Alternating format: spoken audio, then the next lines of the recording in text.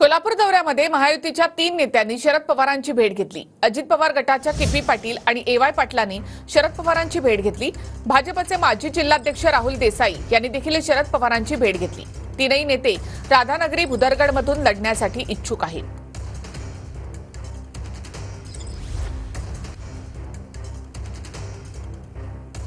राधानगरीमधील दादा गटाचे 2 पाटील पवारांच्या भेटीला गेले। यामध्ये आहेत के.पी. पाटील आणि ए.वाय. पाटील। त्याचबरोबर भाजप नेते राहुल देसाई यांनी सुद्धा शरद पवारांची भेट घेतली।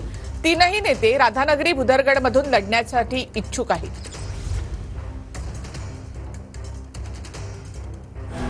के.पी. पाटील हे कोल्हापूरमधील बिद्री सहकारी साखर कारखान्याचे विद्यमान चेअरमन आहेत। 2004 आणि 2009 मध्ये 2 वेळा राधानगरी भुदरगडमधून ते आमदार म्हणून निवडून आले।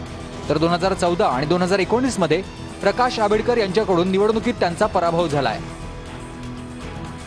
ए.वाय. पाटील हे अजित पवार राष्ट्रवादी गटाचे प्रदेश उपाध्यक्ष म्हणून कार्यरत आहेत।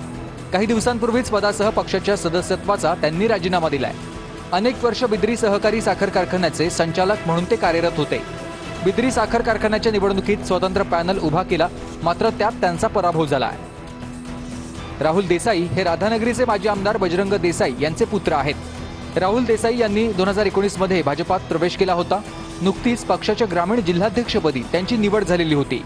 राधानगरी भुदरगडची जागा शिंदे गटाला जाण्याची शक्यता असल्यानंच भाजप ग्रामीण जिल्हाध्यक्ष पदाचा त्यांनी राजीनामा दिलाय। काडीमोडनं मी अजितदादाच्या पक्षात कधी गेलोय? मी राष्ट्रवादीतच आहे। कुणी सांगितलं तुम्हाला? मी कधीही शरद पवार गटाचा राजीनामा पूर्वी दिलेला नव्हता। नवीन प्रवेश नाही माझा, ते घर माझंच आहे।